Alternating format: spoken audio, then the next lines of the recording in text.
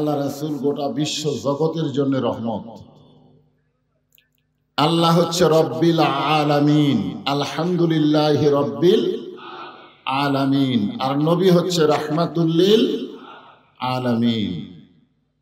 সমস্ত তাফসীর কারক এ বিষয়ে একমত, যতটুকু এরিয়ার রব হলেন আল্লাহ, ততটুকু এরিয়ার রহমত হলেন মুহাম্মাদুর রাসূলুল্লাহ সাল্লাল্লাহু আলাইহি ওয়াসাল্লাম। আমি পবিত্র কালামুল্লাহ শরীফের থেকে একটা আয়াত সূরা বাকারার এ রাসূলের সিরাত সম্পর্কে আলোচনা করব। রাসূলের জীবনকে আমরা দুই ভাগে দেখি, একটা হচ্ছে মিলাদ আর একটা হলো সিরাত। আমার পূর্বে যে ভাই আলোচনা করলেন হালিমাতুস সাদিয়া আমিনা, মানে আল্লাহ রাসূল যে রহমত স্বরূপ দুনিয়াতে এসেছেন, এই কথাটাই আমরা মোটামুটি শুনলাম। শেষের দিকে তিনি কিছু কিছু কথা বললেন। আমি আপনাদেরকে আয়াতকে সামনে নিয়ে যে আলোচনা করব সেটা হলো, আমাদের নবী বিদায় হয়ে গেছে না এখনো আছে, এটা আগে আমাদের গ্রহণ করা লাগবে। নবী কি চলে গেছে না আছে? আছে, হ্যাঁ। নবী দুনিয়া থেকে চলে যাওয়ার পরে দুটা দল হয়েছিল। এক দল বলেছে নবী বিদায় নিয়েছে, নবীর জানাজা হবে, নবীর দাফন হবে। আর একজন বলেছে নবী কোনোদিনও বিদায় নিতে পারে না। হযরত আবু বকর রাদিয়াল্লাহু তাআলা আনহু নবীকে দাফন করার জন্য ব্যস্ত হয়ে গেলেন, কারণ আল্লাহ রাসূল বলেছেন তিনটা কাজ দেরি করা যায় না। জোরে বলেন কয় কাজ? তার মধ্যে একটা কাজ হলো, কেউ দুনিয়া থেকে বিদায় নিলে তাকে দাফন করতে অযথা দেরি করা যাবে। দুই নম্বর হলো, ছেলে মেয়ে যখন বয়স হবে তখন বিয়ে শাদীর ব্যাপারে দেরি করা যাবে। আমাদের বাংলাদেশে মনে হয় দেরি নেই। আমাদের বাংলাদেশের সরকারি একটা বয়স আছে যে মেয়েদের 18, ছেলেদের 22। আপনারা বলেন তো, একটা হলো সরকারি আর একটা হলো দরকারি, জোরে কোন ঠিক কিনা? তো কোনটা দরকার? 22ই দরকার। তো যাই হোক, ছেলে মেয়েরা যদি বয়স হয়ে যায় তাদের বিবাহের ব্যাপারে দেরি করলে সমস্যা আছে, আছে না নাই? আর 3 নম্বর হলো, কেউ যদি ঋণগ্রস্ত হয়, হাতে টাকা পয়সা আসলেই ঋণ পরিশোধ করতে কোনো দেরি করা যাবে? তাহলে কয় কাজে দেরি করা যাবে না? 3 কাজ। এখন আপনারা বলেন, আল্লাহ রাসূল দুনিয়া থেকে বিদায় নেওয়ার সাথে সাথেই কি রাসূলকে দাফন করা হয়েছে? এটা কিন্তু আমাদের জানা দরকার। রাসূল দুনিয়া থেকে বিদায় নেওয়ার সাথে সাথেই রাসূলকে দাফন করা হয় নাই। তাকে দুনিয়াতে 3 দিন, ধরে বলেন কয় দিন? তাহলে রাসূল বললেন দুনিয়া থেকে বিদায় নেওয়ার সাথে সাথে দাফন করা লাগবে, অথচ রাসূল বিদায় নেওয়ার পরে 3 দিন তাকে দুনিয়াতে কেন রাখলেন? নবীর উম্মত হিসাবে এটা আমাদের জানার দরকার আছে না নাই? দরকার আছে না নাই? হ্যাঁ, এটা জানতে হবে তো। কারণ আল্লাহ রাসূলকে না জানলে রাসূলকে তো মানা যাবে না। মাইকেল হার্ট একজন খ্রিস্টান হয়ে আমাদের নবীকে 1 নম্বরে বলেছে বলে আমরা খুশি, কিন্তু আল্লাহ কোরআনে বলেছে ইন্নাকা লাআলা খুলুকিন আযীম। কোন মাইকেল হার্টের দরকার নাই, স্বয়ং আল্লাহই বলেছেন নবীর চরিত্র হলো সবচাইতে উত্তম চরিত্র। জোরে কোন কথা ঠিক কিনা? ওলা খ্রিস্টানের কথা আমাদের জানার টাইম আছে? স্বয়ং আল্লাহ কোরআনই বলে দিয়েছেন, লাকাদ কানা লাকুম ফি রাসূলিল্লাহি উসওয়াতুন হাসানাহ। যত নেতা নেত্রী তোমরা দুনিয়াতে দেখো, একটাও নেতা নেত্রী তোমাদের যোগ্য নয়। একমাত্র নেতা হলেন মুহাম্মাদুর, যার আদর্শ হলো উত্তম আদর্শ। সেই নবী দুনিয়া থেকে বিদায় নেওয়া 3 দিন পরে তাকে দাফন করা হলো। কারণ আছে, নবীর উম্মত হিসাবে কারণটা আমরা একটু শুনলেই বুঝবো যে আমাদেরকে কোন দল করা লাগবে। আমরা কোন দল করব? নবীর উম্মতের দাবি করব আর বাতিল দলের পিছনে চামচা হব? এইটা কখনো নবীর উম্মত হওয়ার লক্ষণ নয়। ওমর ফারুক বললেন, কেউ যদি বলে নবী বিদায় নিয়েছে, তার দেহ থাকবে কিন্তু মাথা থাকবে না। তার কি থাকবে? দেহ থাকবে কিন্তু মাথা থাকবে না। আর আবু বকর রাদিয়াল্লাহু বললেন, নবী বিদায় নিয়েছে, নবীকে দাফন করা লাগবে। আপনারা বলেন তো, যিনি নবীকে দাফন করতে চাচ্ছেন তিনি এক নম্বর, কয় নম্বর? আর যিনি বলতেছেন নবী বিদায় নেয়নি, মরে নাই, তিনি কয় নম্বর? হ্যাঁ, না, তিনিও এক নম্বর। আল্লাহ রাসূল বলেছেন, আমার 4 জন সাহাবী এক নম্বর। কয়জন? নরমে এক নম্বর হলো আবু বকর, গরমে এক নম্বর ওমর, সম্পদে এক নম্বর ওসমান, আর জ্ঞানে এক নম্বর আলী। তাহলে 4 জন কয় নম্বর? এ ভাই, মাইকের সামনে এরকম করে দাও, ভম ভম করে না, আস্তে দাও। তাহলে সবচাইতে নরম মানুষটা নবীকে দাফন করবেন, আর সবচাইতে গরম মানুষটা বলতেছে নবী মরি নাই। কিছু কিছু সাহাবী আবু বকর রাদিয়াল্লাহর কাছে গেলেন, গিয়ে বললেন, আবু বকর ভাই, আপনিও যা আমরাও তাই, আপনিও যা আমরাও তাই। কারণ আল্লাহ রাসূল বলেছেন, আমার পরে এই দুনিয়াতে কেউ যদি যোগ্যতম মানুষ থাকে, সে মানুষটির নাম হলো আবু বকর। আল্লাহ রাসূল বলেছেন, আল্লাহর পরে আমি যদি কাউকে দোস্ত হিসাবে গ্রহণ করি, তার নাম হচ্ছে আবু বকর। বৃষ্টি আসলে আপনারা ওই বৃষ্টির দিকে তাকাবেন না, আপনারা তাকায় থাকবেন আল্লাহর দিকে। ধরে বলেন, কার দিকে? বৃষ্টি পড়লে কি হবে? আপনার দেহে যদি বৃষ্টি পড়ে, আপনি কি মরে যাবেন? হয়তো হতে পারে যেই দেহে বৃষ্টি পড়বে, ওই দেহের জন্য আল্লাহ জাহান্নামের আগুনকে হারাম করে দেবে। জোরে কোন আল্লাহ পারে কি পারে না? হ্যাঁ, দুনিয়ার কাজ কাম করতে গিয়ে কত ভিজেছেন, আর আজকে কোরআনের আলোচনা, সিরাতে রাসূল শুনতে গিয়া একটু না হয় রহমতের বৃষ্টিতে ভিজলেন। আল্লাহ যদি বলে আজকে যারা বৃষ্টিতে ভিজলো, 1 বছর তাদেরকে ডাক্তারের কাছে যাওয়া লাগবে না। আজকের বৃষ্টি হচ্ছে সালসা। ধরে বলেন কি? কারণ এই কোরআনের মাহফিলে আপনারা এসেছেন, এই কোরআনকে আল্লাহ মুমিনদের ঔষধ হিসাবে ঘোষণা করছে, আছে না নাই? অনুনাজ্জিলু মিনাল কুরআনি মা হুয়া শিফাউ ওয়া রাহমাতুল লিল মুমিনিন। মুমিনদের যাবত রোগের ঔষধ হিসাবে আল্লাহ তাআলা এই কোরআনকে নাজিল করেছে।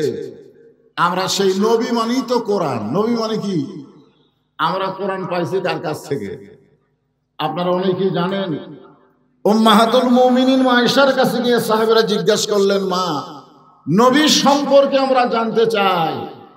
মা আয়েশা বললেন, তোমরা কি আল্লাহর কোরআন পড়ো না? বলে, হ্যাঁ, কোরআন পড়ি। তাহলে কোরআন যদি পড়ে থাকো, নবী সম্পর্কে আমার কাছে কি জানবে? আল্লাহর কোরআনও যেমন, নবী হচ্ছে বাস্তব কোরআন। জোরে বলেন সুবহানাল্লাহ। নবীর উপরে কোরআন নাজিল হয়েছে, আর নবী বাস্তবে আমল করে আমাদেরকে দিয়ে গেছে। আপনারা বলেন তো, নবীর উপরে কোরআন নাজিল হয়েছে আর নবী আমল করে নাই, এরকম একটা আয়াত আছে কোরআনে? হ্যাঁ, এই জন্যে একটু বৃষ্টি মাঝে মধ্যে পরীক্ষার জন্য হবেই। কারণ বৃষ্টি তো শুরু হয়েছে মাহফিল যেদিন থেকে শুরু, আলহামদুলিল্লাহ। নরম নরম সাহাবীরা হযরত আবু বকর রাদিয়াল্লাহর কাছে গেলেন, গিয়ে বললেন, আপনিও যা আমরাও তাই, নবী বিদায় নিয়েছে, আমরা দাফন করতে চাই। এই যে দেরি হলো 3 দিন, কারণটা কি? গরম গরম সাহাবী ওমর ফারুকের কাছে গিয়ে বলতেছে, আপনিও যা আমরাও তাই, কারণ রাসূল বলেছেন আমার পরে কেউ যদি নবী হতো লাউ কানা উমর। আপনারা জানেন এই কোরআনের অনেকগুলো আয়াত আল্লাহ ওমরের শানে নাজিল করেছে, সুবহানাল্লাহ বলেন। হ্যাঁ, যে ওমর একদিন তরবারি নিয়ে নবীকে হত্যা করতে গেছিল, সেই ওমর আল্লাহর কোরআনের পরশে এমন ভালো মানুষ হয়ে গেল যে ওমরের মতের সাথে আল্লাহর মত মিলে গেল। জোরে কোন সুবহানাল্লাহ। যার কারণে নবী বললেন, আমার পরে যদি নবুয়তের দরজা খোলা থাকতো তাহলে আল্লাহ হযরত ওমরকে নবী হিসাবে কবুল করত, কিন্তু নবুয়তের দরজা বন্ধ হয়েছে বলে উমর নবী হওয়ার পারে নাই। তবে নবী হওয়ার সব যোগ্যতা আল্লাহ হযরত উমরকে দান করেছে। আল্লাহ রাসূল বলেছেন, আমার দ্বারা ইসলাম প্রচার হয়েছে আর উমরের দ্বারা ইসলাম প্রসারতা লাভ করেছে। জোরে কোন সুবহানাল্লাহ। আপনি জানেন হযরত উমর যখন খলিফা ছিলেন তখন ইসলাম কতদূর পর্যন্ত পৌঁছে গেছিল? তো গরম গরম সাহাবী সব ওমরের দল, আর নরম নরম সব গেল আবু বকরের কাছে। দল হলো কয়টা? জোরে বলেন কয়টা? এখন বাংলাদেশে ইসলামী দল কয়টা? আমাকে বলে, হুজুর এতগুলো ইসলামী দল যদি একত্র হয় তাহলে আগামী নির্বাচনে কোরআনের বিজয়। আমি বললাম হবে না, হবে না। একজন আমাকে ফিসফিস করে বলে, হুজুর আসল ইসলামী দল কোনটা? সবই তো ইসলামের সাইনবোর্ড নিয়ে আছে, এর মধ্যে আসল কোনটা? আমি বললাম, বাতিলের দ্বারা যে ইসলামী দল সবচাইতে বেশি জুলুমের শিকার ওটাই হচ্ছে আসল ইসলামী দল। জোরে বলেন ঠিক কিনা? আমাকে বলে, হুজুর কতগুলো ইসলামী দল সরকারকে এত গেলেই, এত সরকারের সমালোচনা করে, তারপরও সরকার সেই ইসলামী দলের কাউকে গ্রেফতার করে না, কারণ কি? আমি কইলাম, ওই ইসলামী দলের সম্পর্ক বাতিলের সাথে নানা নাতি। জোরে বলেন কি নাতি? এ জোরে কেন? কি নাতি? নানা নাতি। নাতি যদি নানার কোলত চড়ে নানার কান ধরে টানে, যদি কান ধরে টানে, নানা খালি মুসকি মুসকি হাসে। জোরে কোন কথা ঠিক কিনা? একজন বলে, নাতি আপনার কান ধরে টানতেছে, হাসেন কেন? বলে, আমার নাতি তো। তো কতগুলো ইসলামী দল, নামে শুধু ইসলামী দল, এরা মূলত বাতিলের নাতি। জোরে কোন কথা ঠিক কিনা? সবগুলো ইসলামী। চোখ কান খোলা রাখতে হবে। জোরে বলেন ঠিক। কয় দল হলো? দুই দল। একটা হলো নরম দল, একটা হলো গরম দল। এমন সময় আবু যার গিফারি রাদিয়াল্লাহু তাআলা আনহু তিনি বললেন, আমরা আবু বকরের দলেও যাব না, আমরা ওমর ফারুকের দলেও যাব না, আমরা যাব হযরত আলীর কাছে। জোরে বলেন কার কাছে? আপনারা বলেন দল বাড়তিছে না কমতিছে? নরমের কিন্তু একদল হয়ে গেছে দাফন করা, আর গরমের একদল হচ্ছে মরি নাই, ডাক দিলি চেতন পাবি, ঘুমের মধ্যে আছে। আমরা গজল গাই না, ইসলামের আলো জ্বালায়া দিয়া নবী ঘুমায়া আসেন সোনার মদিনায়। গজল গান না আপনারা? আজও পৃথিবীর এমন কিছু উম্মত আছে, নবী রওজার পাশে গিয়ে সালাম দিলে নবী সালামের উত্তর দেয়। জোরে বলেন কথা ঠিক কিনা? আমরা ঠসা, আমাদের সালাম হয়তো নবী পর্যন্ত যাই না, কারণ আমরা অধিকাংশই গোটা পৃথিবীর মধ্যে সবচাইতে বড় মুনাফিকের রাষ্ট্র হলো বাংলাদেশের রাষ্ট্র। জোরে কোন কথা ঠিক? হ্যাঁ, এদের মুখের সাথে কাজের মিল নাই। যত মানুষ আমরা সাইদি হুজুরের ভক্ত ছিলাম, কি এই যে তারেক জিয়া বগুড়া তখন আসতো, তারেক জিয়া যেখানে আমরা আছি সেখানে তারেক জিয়া জেলখানায় এক সালারও মিছিল নাই। জোরে কোন কথা ঠিক কিনা? মুনাফিক মানে মুখে যা কয় কাজে তা। আমরা বহুবার কিন্তু মুনাফিকের কারণে ডস খাচ্ছি। আগামী ইলেকশনে আর কোনো মুনাফিক থাকবে না। ইমানে দুর্বল হলেও আমরা মুসলমান থাকবো। জোরে বলেন কথা ঠিক। এখন আবু যর গিফারি বলতেছে খামাখা নরমের কাছেও নাই, গরমের কাছেও নাই। আমরা যাব হযরত আলীর দরবারে। আবু যর গিফারির নেতৃত্বে হাজার হাজার সাহাবী হযরত আলীর দরবারে গিয়ে দেখেন হযরত আলী আল্লাহর কোরআন তেলাওয়াত করতেছে। মাল মুমিনুন আল্লাযীনা ইযা যুকিরাল্লাহু ওয়াজিলাত কুলুবুহুম ওয়া ইযা তুলিয়াত আলাইহিম আয়াতুহু যাদাতুহুম ঈমানা ওয়া আলা রাব্বিহিম ইয়াতাওয়াক্কালুন।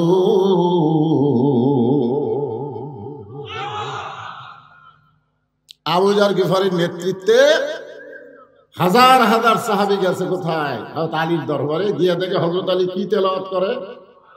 কোরআন পড়ে না, তেলাওয়াত করে। কোরআন পড়া আর কোরআন তেলাওয়াত এক নয়। বাংলাদেশের মুসলমান কোরআন পড়ে কিন্তু কোরআন তেলাওয়াত করে না। এখন যদি আপনাদের বলি, আপনারা বলবেন হুজুর পড়া আর তেলাওয়াত তো একই। গিরিশচন্দ্র সেন কোরআন পড়েছে কিন্তু তেলাওয়াত করে নাই। গিরিশচন্দ্র সেন কোরআন পড়িছে, কোরআনের কিছুটা বাংলা অনুবাদও করছে, কিন্তু রাম রাম করে মরে গেছে। জোরে কোন কথা ঠিক কি না? যারা বাংলাদেশে কোরআন পড়বে, কোরআন তেলাওয়াত করবে না, এদের মৃত্যু মুসলমান হয়ে নাও হতে পারে। কারণ কোরআন পড়ার জন্য শুধু আল্লাহ কোরআন দেয় নাই।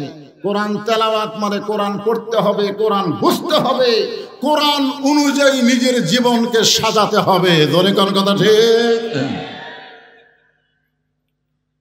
যেরকম ঈমান সম্পর্কে সাহাবেরা বললেন ইয়া রাসূলুল্লাহ ঈমান কি? রাসূল বললেন ইকরার বিল লিসান তাসদীক বিল জানান আমল বিল আরকান। এরই নাম হলো ঈমান। খালি লা ইলাহা ইল্লাল্লাহ মুহাম্মদ রাসূলুল্লাহ পড়লি ঈমান? লা ইলাহা ইল্লাল্লাহ, লা ইলাহা ইল্লাল্লাহ ঝাঁকি ঠিকই মারতেছে, কিন্তু লা ইলাহা ইল্লাল্লাহর বাংলা অর্থ কি এইটাও পর্যন্ত গ্রহণ করতেছে না। জোরে কোন ঠিক কি না? একটু মনোযোগ দিয়ে শুনবেন। হযরত আলী যখন আল্লাহর কোরআন তেলাওয়াত করে, এমন সময় আবু যর গিফারি বলতেছে আলী ভাই খামাখা কোরআন তেলাওয়াত করে কোনো লাভ নাই, বাহিরে নবী নিয়ে গন্ডগোল চলতেছে। আমার কথা বুঝতে পারেন? আবু যর গিফারি বলতেছে আলী ভাই খামাখা কোরআন তেলাওয়াত করে কোনো লাভ, কথা কয় না কেন? প্রতি রমজান মাসে কোরআন খতম দিয়ে লাভ হবে? কোরআন খতম দিয়ে লাভ হবে? যদি মানুষের তৈরি আইন দিয়ে বাংলাদেশ চলে, আপনি ফজরের নামাজের পরে জুমার দিনে সূরা কাহাফ পড়তেছেন আর আপনার বউ ভারতের স্টার জলসা দেখতেছে। খামাখা, এর নাম কি? খামাখা কোরআন তেলাওয়াত করে কোনো লাভ নাই। কারণ যার উপর কোরআন নাজিল হয়েছে সেই নবী নিয়ে গন্ডগোল চলতেছে। আমরা আসলাম আপনার কাছে মীমাংসার জন্য। আনা মাদিনাতুল ইলমি ওয়া আলিউ বাবুহা। নবী হচ্ছেন এর শহর, আপনি হচ্ছেন তার দরওয়াজা। আমাদেরকে একটু মীমাংসা করে দেন। আলী বলতেছেন চলো যাই। আবু যর গিফারি বললেন আমরা আসলাম আপনার কাছে, নবী দাফন হবে না ঘুম থেকে চেতন পাবে? আবু বকর দাফনের পক্ষে, উমর চেতনের পক্ষে। আমরা আসলাম আপনার কাছে মীমাংসার জন্য, আর আপনি আমাদেরকে নিয়ে কোথায় যাবেন? হযরত আলী যখন যাচ্ছেন পিছন দিক থেকে আবু যর বলতেছে আপনি কি আবু বকরের দলে যাবেন না উমরের দলে যাবেন? এই কথাটা গুরুত্ব দিয়ে শুনতে হবে। আপনি কি আবু বকরের দাফন করার দলে যাবেন না উমরের দলে যাবেন? সঙ্গে সঙ্গে হযরত আলী বললেন একজন মুসলমান কোনোদিন মানুষের দল করতে পারে না। আবু বকরের দল করাও জায়েজ নাই, উমরের দল করাও জায়েজ নাই। দল করতে হবে কেবলমাত্র আমার আল্লাহ। আবু বকরের মতন মানুষের দল করা যাবে না, উমরের মতন মানুষের দল করা যাবে না। আর তোমরা মুজিবের দল করবা, জিয়ার দল করবা, এরপরে মুসলমান দাবি করবা, এটা কখনোই সম্ভব নয়। জোরে বলেন ঠিক? দেখছেন আজকে আমাদের বাংলাদেশে মিয়ারে হক নিয়ে সব পাড়াপাড়ি করে। মিয়ারে হক, আলী বলতেছেন আবু বকরের দল করা যাবে না, উমরের দল করা যাবে না, কোন মুসলমান মানুষের দল করবে না, মুসলমান কেবলমাত্র দল করবে কার? তাহলে আমার সামনে যারা বসে এবং যারা ভিজা মাটি হওয়ার কারণে বসবার পারতেছে না, এই সাইডে অনেক লোক, ঠিক আছে বসার দরকার নাই, শুনলেই হলো। এখন আপনারা বলেন কোন মানুষের দল করবেন না আল্লাহর দল করবেন? কারা কারা আল্লাহর দল করবেন? দুই হাত তুলে আবার আল্লাহকে দেখান। লিল্লাহি তাকবীর।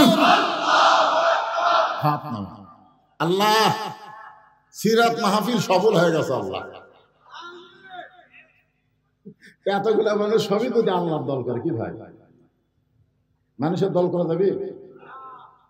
মানুষের দল, মানুষের মুখেরই ঠিক নেই, এক এক সময় এক এক কথা কয়, বিপদত ফেলা সব তুইয়া পড়ে যায়। যা করছি করছি আর না। আবু যর গিফারি বললেন, আলী ভাই তাহলে আমাদেরকে নিয়ে কোথায় যাবেন? হযরত আলী বলতেছেন, তোমাদেরকে নিয়ে এমন একটা জায়গায় যাব যে জায়গায় গেলে মীমাংসা হবে। আপনারা বলেন তো, মীমাংসার জায়গার দরকার আছে না নাই?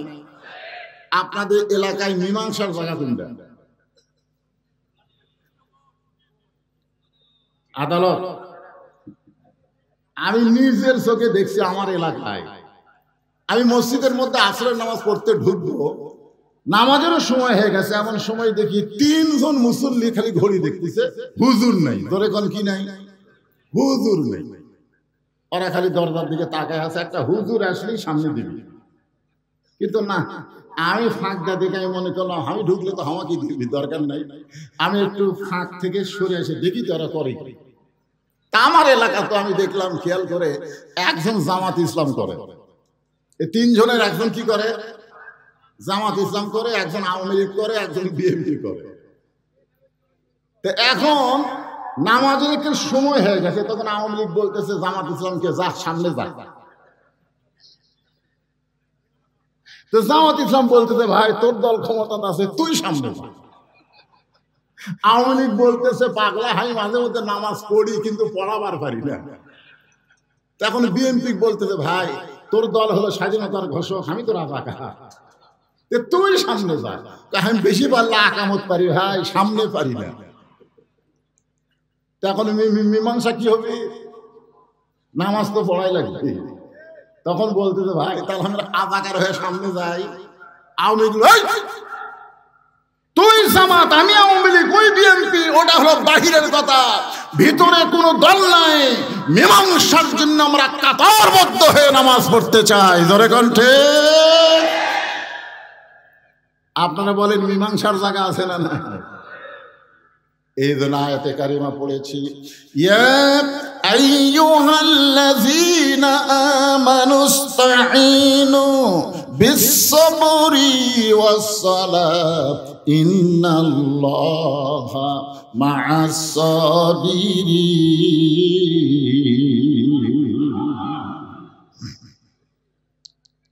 ইন্নাস সালাতা তানহা আনিল ফাহশাই ওয়াল মুনকার। একমাত্র নামাজে পারে মানুষকে যাবতীয় খারাপি থেকে বাঁচায় দিতে। আজকে যদি আল্লাহর দল, কোরআনের দল ক্ষমতায় যায়, ক্ষমতায় যাওয়ার পরে পদ্মা সেতু নির্মাণ করা, উমুক ট্যানেল নির্মাণ করা, ফ্লাইওভার নির্মাণ করা, সব কাজই করবে, কিন্তু সর্বপ্রথম যে কাজটা হলো নামাজকে কায়েমের বিল পাস করবে। ধরে বলেন কথা ঠিক? নামাজ নাই, কিচ্ছু নাই। আল্লাহ রাসূল জীবনের শেষ প্রান্তে সে মা আয়েশার কোলে মাথা রেখে নামাজের জামাত দেখেছে। নবীর চোখ যা দরদর করে পানি পড়তেছে। মা আয়েশা বলে, ইয়া রাসূলুল্লাহ, আপনি কাঁদতেছেন, আপনার জায়গায় আমার বাবা ইমামতি করতেছে। রাসূল বলে, আয়েশা, এই নামাজের জন্য সারা জীবন আমি এত নির্যাতন ভোগ করেছি, আজকের এই কান্না আমার দুঃখের কান্না না, এই কান্না হলো আমার আনন্দের কান্না। মুসলমান জামাতে দাঁড়িয়ে গেছে, জামাতে দাঁড়িয়ে গেছে। আজকে কলেমার জামাত করলে কোনো সমস্যা নাই, তাবলীগের জামাত করলে কোনো সমস্যা নাই, খালি ইসলামের জামাত করলে সমস্যা। জোরে বলেন কথা ঠিক কিনা? লোকটা নামাজের জামাত করে ভালো লোক বাড়ে, লোকটা কলেমার জামাত করে ভালো, লোকটা তাবলীগ জামাত করে ভালো, লোকটা জামাত ইসলাম করে আর সব জামাত তোমাদের পছন্দ। জামাত ইসলাম কোন জায়গা তাকিয়ে মারছে? যত জামাতি করো কোন জামাত কবুল হবে না যতক্ষণ জামাত ইসলাম না করবে। জোরে বলেন কথা ঠিক। হযরত আলী বললেন, এমন একটা জায়গায় তোমাদেরকে নিয়ে যাব যে জায়গায় গেলে তোমরা মীমাংসা পাবে। হযরত আলী সামনে সামনে আর হাজার হাজার সাহাবী পিছনে পিছনে। যেই ঘরে আল্লাহর নবী ঘুমায় আছে, শুয়ে আছে কিংবা বিদায় নিয়েছে, এই ঘরটা হলো মা আয়েশার ঘর। জোরে বলেন কার ঘর? ওই ঘরের দরজা দিয়ে হযরত আলী দাঁড়ালেন। হযরত আলী দাঁড়ালেন মা আয়েশার ঘরের দরজায়। আবু বকর রাদিয়াল্লাহু দৌড়ে এসে বলতেছে, আলী, রাসূল সুবহ সাদিকে দুনিয়া থেকে বিদায় দিয়েছে, আমি তাকে দাফন করতে চাই, কিন্তু উমর যে খেপা খেয়েছে, তুমি যদি একটু আগে আসতা উমরের ক্ষমতা হতো না যে বাধা দিত। আপনারা বলেন তো, হযরত আলী যার পক্ষে যাবে তার বিপক্ষে কোনো লোক থাকবে? জ্ঞানের দিক দিয়ে, শক্তির দিক দিয়ে, কথা কন না কেন? জ্ঞানের দিক দিয়ে হযরত আলীর চাইতে বড় জ্ঞানী আছে? শক্তির দিক দিয়ে আসাদুল্লাহিল গালি, এটা কাউয়া কাদের না, মাজা ভাঙ্গা তাও ডাকে খেলা হবি, খেলা হবি, এটা কাউয়া কাদের। এমন সময় হযরত ওমর হযরত আলীর হাত ধরে বলতেছে, আলী ভাই, আবু বকর নবীর দাফন করতে চায়, কিন্তু আমার বিশ্বাস নবী কোনোদিন মরতে পারে না। সঙ্গে সঙ্গে হযরত আলী দুইজনের হাত খফ করে ধরলেন। ডান হাতে আবু বকরের হাত ধরলেন, বাম হাতে হযরত ওমরের হাত ধরে বললেন, আপনারাই হলেন 1 নম্বর 2 নম্বর। আপনি হলেন নবীর 1 নম্বর সাহাবী, আপনি হলেন নবীর 2 নম্বর সাহাবী। এই দুনিয়াতে 10 জন সাহাবীকে রাসূল জান্নাতের সার্টিফিকেট দিয়েছেন, তার মধ্যে 1 নম্বর হলো আবু বকর আর 2 নম্বর হলো হযরত ওমর। তো আপনারা 1 নম্বর 2 নম্বর। আপনারা যদি জ্ঞান দান করেন তাহলে সাধারণ সাহাবীরা কি করবে? আজকে আমাদের বাংলাদেশে নবী নূরের তৈরি না নবী মাটির তৈরি, এইটা নিয়ে সাধারণ মানুষের কোনো জ্ঞানজাম নাই। যত জ্ঞানজাম এই শালা আলেমের মধ্যে। জোরে কোন কথা ঠিক কিনা? এই শালা আলেমেরা আজ থেকে 20 বছর আগে, আমার ওয়াজের বয়স হচ্ছে 41 বছর, আজ থেকে 20 বছর আগে নবী নূরের তৈরি না মাটির তৈরি, এইটা নিয়ে বাংলার জমিনে কোনো ফতোয়াবাজি হয় নাই। কিন্তু বর্তমান সমাজে আলেম যত বাড়তেছে আর এইটা নিয়ে ফতোয়াবাজি হচ্ছে। আজকে সিরাতে রাসূলের দিনে শুনে যান নবী কিসের তৈরি, আমাদের জানার দরকার আছে না নাই? জনগণ আছে না নাই? হ্যাঁ, সিরাত মাহফিল দিবেন, 3 দিন ধরে খালি তাফসীর হবে, নবীর কিছুই শুনবি না। কি জানা দরকার আছে না নাই? তো এখন আপনি 1 নম্বর, আপনি 2 নম্বর, আপনারাই জ্ঞান দান করছেন, তাহলে সাধারণ সাহাবীর খবর কি? আবু বকর বলে, ওমর নবী সুবহ সাদিকে বিদায় নিয়েছে, দাফন করতে চায়। আবু বকর বলে, আলী নবী সুবহ সাদিকে বিদায় নিয়েছে, দাফন করতে চাই। ওমর ফারুক বলতেছে, আলী ভাই ডাক দিলেই নবী চেতন পাবে। আলী বলতেছে, তাহলে জ্ঞানজাম করে লাভ নাই, তদন্ত করে রিপোর্ট দেওয়া লাগবে। তদন্ত, জোরে কোন কি? আসলে নবী কি বিদায় নিছে না ঘুমে আছে, এটা তদন্ত করার দরকার আছে না নাই? তা আপনি তদন্ত না করে রিপোর্ট দিচ্ছেন। আপনি বলতেছেন নবী বিদায় নিছে, এটাকে আপনি তদন্ত করছেন? উমরকে বলতেছে, আপনি বলতেছেন নবী ঘুমের মধ্যে আছে, এটা কি তদন্ত করছেন?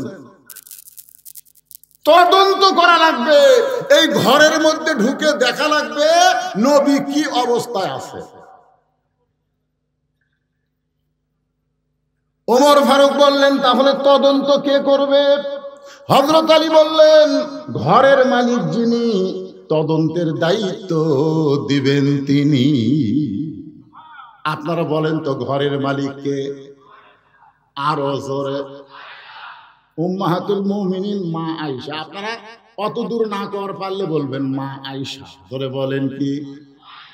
নবীর বিবি আমাকে কে হয়? আমাদের মা হয়।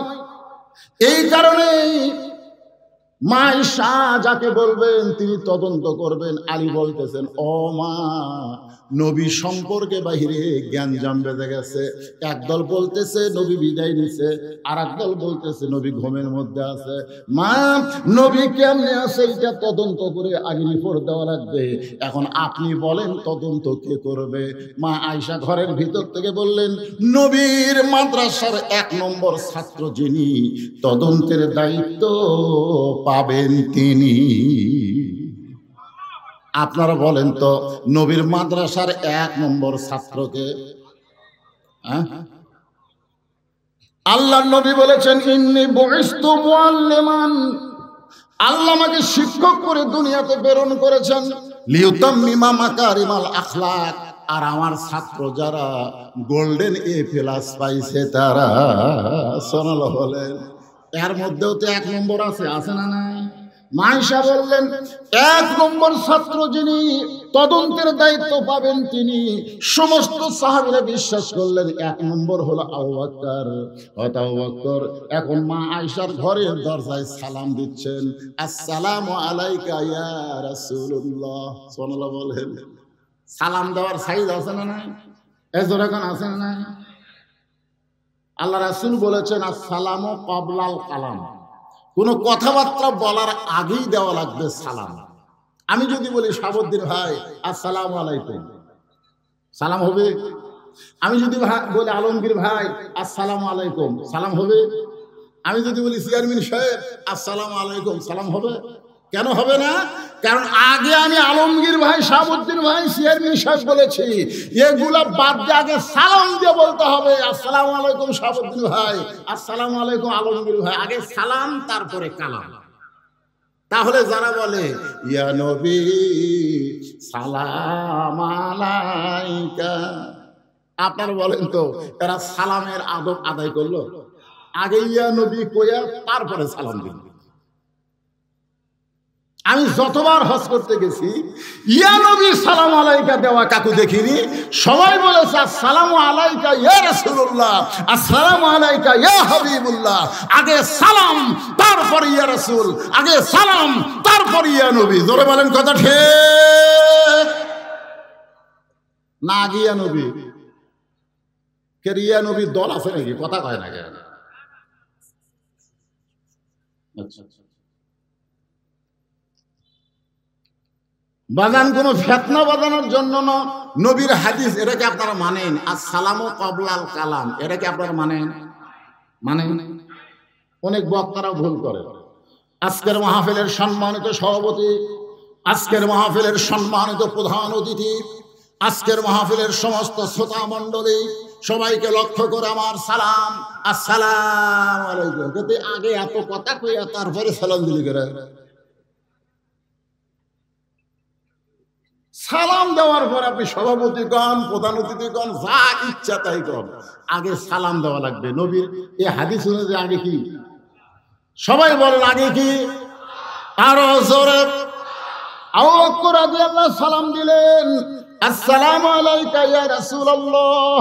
উমর ফারুক এসে আলীকে বলতেছে, আলী ভাই, যেভাবে আবু বকর সালাম দিল, নবী তো মরে নাই, কারণ মরা মানুষকে তো এইভাবে সালাম দেয় না, আসসালামু আলাইকা। খুব খেয়াল করবেন, আমার ব্যাপারে কুম হবে কিন্তু নবীর ব্যাপারে কুম হবে না। নবীর ব্যাপারে কা শব্দ উল্লেখ করা লাগবে। মা আয়েশা দরজা খুলে দিলেন, মা আয়েশা দরজা খুলে দিলেন। আবু বকর রাদিয়াল্লাহু নবীকে তদন্ত করার জন্য যখন পা বাড়াইছেন, এমন সময় মা আয়েশা খপ করে বাবার হাত ধরে বলতেছেন, বাবা, নবী তদন্ত করার আগে আমার 3টা প্রশ্নের উত্তর দিবেন। ধরে কোন কয় প্রশ্ন? আমার দিয়ে খেয়াল করেন, কয় প্রশ্ন? 3টা প্রশ্নের উত্তর দিবেন। 1 নম্বর প্রশ্ন হলো, আপনি কি আল্লাহর কোরআন দাফন করতে পারবেন? আপনি যে নবী দাফনের কথা বলতেছেন, আপনি কি আল্লাহর কোরআন দাফন করতে পারবেন? 2 নম্বর প্রশ্ন হলো, বাবা, 6 বছর বয়সে আমাকে কার সঙ্গে বিয়ে দিছেন? আমার যখন 6 বছর বয়স, এই বয়সে আমি তো বিয়া বুঝতাম না, আপনি কার সঙ্গে আমাকে বিয়া দিছেন? আমার 3 নম্বর প্রশ্ন হলো, বিয়া আমার জন্য দিছেন না আপনার জন্য দিয়েছে? কয় প্রশ্ন? খেয়াল করেন, সিরাতে রাসূল সম্পর্কে অরিজিনাল জিনিস জানা হবে ভাই, খেয়াল করে শোনেন। 1 নম্বর হলো, আপনি কি আল্লাহর কোরআনকে দাফন করতে পারবেন? আপনারা কি এই কোরআনকে দাফন করতে পারবেন? পারবেন? 2 নম্বর প্রশ্ন হলো, 6 বছর বয়সে আপনি আমাকে কার সাথে বিয়ে দিছেন? মানুষের সাথে দিছেন না নবীর সাথে দিছেন? আর 3 নম্বর প্রশ্ন হলো, 6 বছর বয়সে তো আমি বিয়া কিছুই বুঝি না, তাহলে বিয়াটা কি আমার জন্য দিছেন না আপনার জন্য দিছেন? এই 3টা প্রশ্নের উত্তর দিয়ে আপনি নবী তদন্তে যাবেন। আবু বকর বললেন, আয়েশা, তোমার কোনো প্রশ্নের উত্তর আমি দিবার পারবো না, কারণ হাজার হাজার সাহাবী বাইরে অপেক্ষা করতেছে, চেতন পাবে না দাফন হবে, চেতন পাবে না দাফন হবে। এই জন্য হাজার হাজার সাহাবী ঘরের বাইরে অপেক্ষা করতেছে। আয়েশার উত্তর না দেওয়া হয়তো আবু বকর আল্লাহর নবীর দিকে যখন পা বাড়ালেন, এমন সময় জান্নাতের একটা কান্না আবু বকরের কানের মধ্যে ঢুকতেছেন। আবু বকর বলে, আয়েশা, নবীর কাছে আমি যাবার চাই, ঘরের কোনায় নবী, সেখানে যাবার চাই, কিন্তু এমন একটা কান্নার আওয়াজ শুনতে পাই। কিসের কান্না? আয়েশা বলতেছে, বাবা গো, যে মহিলা কাঁদতেছে ওই মহিলা হলো আল্লাহর নবীর মা ফাতেমা। আবু বকর বলেন, আয়েশা, ফাতেমা হলো নবীর মেয়ে, সেই ফাতেমা নবীর মা কেমনে হয়? আয়েশা বলতেছে, বাবা, আপনি হলেন বাহিরের মানুষ, আপনি ভেতরের খবর জানেন না। ফাতেমা নবীর মেয়ে হলেও নবী তাকে মায়ের মতন সম্মান করেছেন। ওই তায়েফের ময়দান থেকে রক্তমাখা শরীর নিয়ে নবী যখন মক্কা এসেছিলেন, ওই সময় ফাতেমা পানি গরম করে, জয়তুনের তেল গরম করে, নবীর গোটা দেহ পরিষ্কার করে, নবীর মাথা উড়াতে নিয়ে নবীকে যখন ঘুম পাড়ায় দেয়, ওই ঘুমের সময় নবী স্বপ্নে দেখে নবীর মা আমিনা এসে নবীকে সান্ত্বনা দেয়। নবী খফ করে ফাতেমার হাত ধরে বলে, মা আইসেন যখন আর যাবার দিব না। সঙ্গে সঙ্গে ফাতেমা নবীর কপালে চুমা দিয়ে বলে, বাবা, আপনি আমার হাতটা মা বলে ধরেছেন, আমি তো আপনার মেয়ে ফাতেমা। রাসূল বলে, ফাতেমা, তুই আমার মেয়ে ঠিক আছে, কিন্তু স্বপ্নের ভিতরে তোকে আমি আমিনার চেহারায় দেখেছি। আবু বকর বললেন, আয়েশা, আমি একটু নবী তদন্ত করতে চাই, তুমি একটু বলো ফাতেমা যেন অন্দর মহলে যায়। মা আয়েশা বললেন, ফাতেমা অন্দর মহলে যাও। আয়েশার বাবা হচ্ছে ফাতেমার কে? এজন্য এখন আয়েশার বাবা ফাতেমার কে হয়? কথা কয় না, না, মা আয়েশা হলো মা, তার বাবা হলো নানা। অথচ বললেন, ফাতেমা অন্দর মহলে যাও, মেয়েদের জন্য একটা মহল থাকবে, যেই মহলটা হলো অন্দর মহল। ওই মহলের মধ্যে কোনো পুরুষ মানুষ ঢুকতে পারবে না। ইমাম গাজ্জালি বলেন, অন্দর মহল মানে হলো একটা মহিলা মারা গেলে ওই মহিলার লাশ যারা কবরের মধ্যে নামাতে পারবে, কেবলমাত্র তারাই অন্দর মহলে ঢুকতে পারবে। এখন আপনার বাড়িতে যদি মহিলা থাকে, ওই ঘরের মধ্যে কারা কারা ঢুকবে আপনি হিসাব করেন। আপনার বউ যদি মারা যায়, আপনি বলেন তো কারা কারা লাশ ধরে কবরের মধ্যে নামাবার পারবে? আপনি হিসাব জানেন? দুলা ভাই পারবে? দুলা ভাই শালি মারা গেছে, দুলা ভাই বলতেছে আমার আদরের শালি মারা গেছে, আমি একটু কবরত নামাবো, আপনারা কি বলবেন? হারাম। দুলা ভাই শালির লাল ধরা হারাম। দুলা ভাই সাইকেলে মুচকে মুচকে হাসি আর কয়, এই শালি কতদিন আমার হুন্ডার পাশে চললো, হাইড্রোলিক ব্রেক ধরলাম, শালি আমার চাপে ধরলো, একজন হারাম কয় না রে, আর মরার পরই হারাম। যে কয়জন পুরুষ মানুষ একটা মহিলাকে কবরের মধ্যে নামাতে পারবে, মহিলার খাটনি কামদানি বার পারবে, ওই সকল পুরুষ ছাড়া অন্দর মহলে কোনো পুরুষ ঢুকতে পারবে। যেদিন কোরআন দিয়ে বাংলাদেশ চলবে সেই দিনে আইন চালু হবে, অকরনা ফি বুয়ুতিকুন্না ওয়ালা তাবাররুজনা তাবাররুজাল জাহিলিয়াতিল উলা। আবু বকর রাদিয়াল্লাহু আল্লাহর নবীকে তদন্ত করতে গেছে, তদন্ত করতে গিয়ে দেখে নবীর মাথার কাছে একজন খাড়া হয়ে আছে, তার নাম হলো হাসান। ধরে কোন তার নাম কি? নবীর পায়ের কাছে একজন দাঁড়ায় আছে, তার নাম হলো হোসাইন।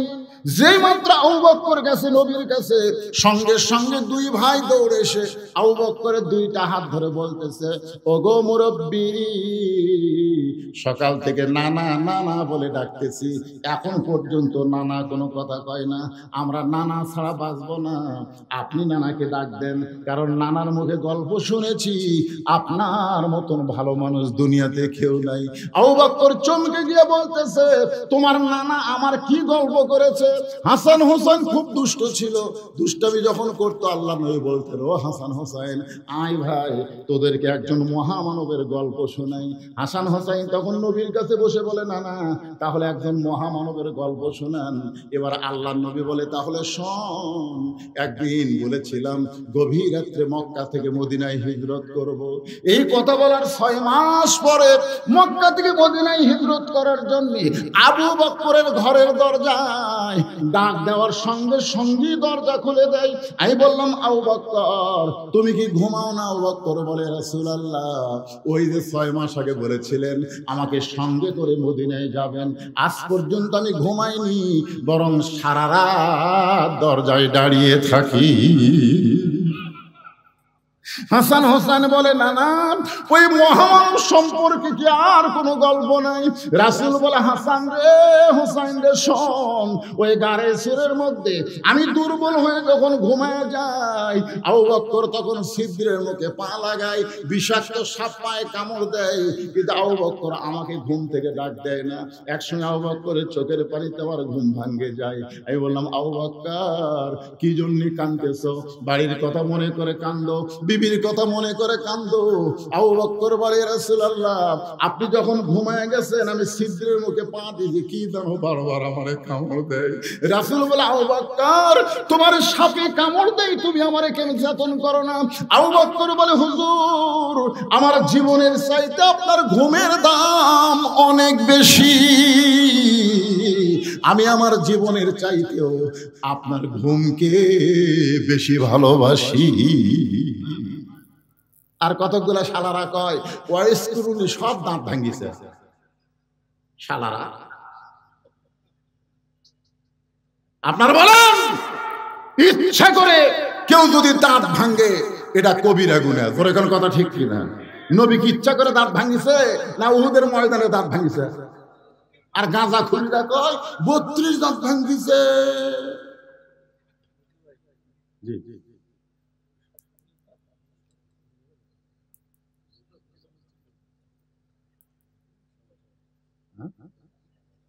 আলহামদুলিল্লাহ। শালা মানে কি আমার আবার বোন নাই, বুঝুন না, আমার কোনো বোন নাই, আমার বাপের 4 বেটা। তা আমার এক চাওয়াতো ভাই আছে, ওর আবার বোন আছে। আর দুলা ভাই আসলে দৌড়ে দেখায়, দেন 500 টাকা দেন, দেন 1000 টাকা দেন। ওই দুলা ভাই যখন টাকা দেয় তখন কই, আল্লাহ রে, শালা যদি আমি হতে পারতাম তাহলে আমিও টাকা পেতাম। সেই দিন থেকে শালা গালটা আমার খুব পছন্দ, কিন্তু আমি কারো শালা হওয়ার পারি ভাই, কারণ আমার বোন নেই। ধরে কর কি নাই? আপনারা বলেন তো, বগুড়া জেলার কি শালা ভাষা খারাপ? এ কথা কর না কেন খারাপ? তো যাই হোক, একটু মনোযোগ দিয়ে কথাগুলো শুনবেন। আবু বকর রাদিয়াল্লাহর দুইটা হাত দুইজন চাইপা ধরছে। এমন সময় আবু বকর বলতেছে, ওমর তুমি ঠিক বলেছো, তুমি ঠিক বলেছো। হাসান হোসেনকে সঙ্গে করে যখন দরজা খোলা আবু বকর বের হয়, আলী বলতেছেন, আল্লাহর নবীর খবর কি? নবী দাফন হবে না চেতন পাবে? আবু বকর বলতেছে, দাফন হবে না চেতন পাবে এটা আমি বলবো না, এটা আলী আল্লাহর কোরআন থেকে বলবে। সবাই বললো, আপনি কেন বলবেন না? বলে, আমার দুই হাত ধরে আছে, সেটা দেখছে। হাসান হোসেনের সামনে ওর নানার কথা বলা যাবে না, আমি একটু চলে যাই। নবী কি হবে? দাফন হবে না চেতন পাবে? হযরত আলী আল্লাহর কোরআন থেকে সিরাত আপনাদের সামনে বয়ান করবে। এখন হযরত আলী আল্লাহর কোরআন থেকে কি বয়ান করবে? কারা কারা শুনবেন? আল্লাহকে একটু হাত দেখেন তো দেখি। আল্লাহ হাত দেখেন। লিল্লাহি তাকবীর। হাত নামান। হযরত আলী ঘোষণা করবেন সিরাতে রাসূল। আবু বকর রাদিয়াল্লাহু তদন্ত করছে। তদন্ত করছে কে? এ কথা কয় না, কে করলো? আবু বকর রাদিয়াল্লাহু তদন্ত করলো, কিন্তু ঘোষণা দিবেন হযরত আলী। হাসান হোসেনকে নিয়ে যখন চলে গেছে, এমন সময় কোরআন থেকে হযরত আলী বলতেছেন, কুল কুল, হে রাসূল আপনি বলেন, ইন কুনতুম তুহিব্বুনাল্লাহ ফাত্তাবিউনি ইউহিব্বুকুমুল্লাহ ওয়া ইয়াগফির লাকুম যুনুবাকুম ওয়াল্লাহু গাফুরুর রাহিম।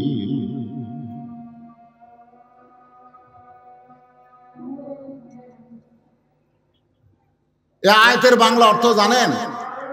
এই যে আজান আছে, আজান হচ্ছে, শোনেন, আজান হচ্ছে তো, আজানের মধ্যে আশহাদু আল্লা ইলাহা ইল্লাল্লাহ আছে না নাই? আজানের মধ্যে আশহাদু আন্না মুহাম্মদ রাসূলুল্লাহ আছে না নাই? এই কোরআনের মধ্যে আল্লাহ আছে না নাই? এই কোরআনের মধ্যে মুহাম্মদ আছে না নাই? নামাজের মধ্যে আল্লাহ আছে না নাই? নামাজের মধ্যে নবী আছে না নাই? এখানে আছে না নাই? আল্লাহ থাকবে যতক্ষণ, নবীও থাকবে ততক্ষণ। নবী কোনদিন মরতে পারে না।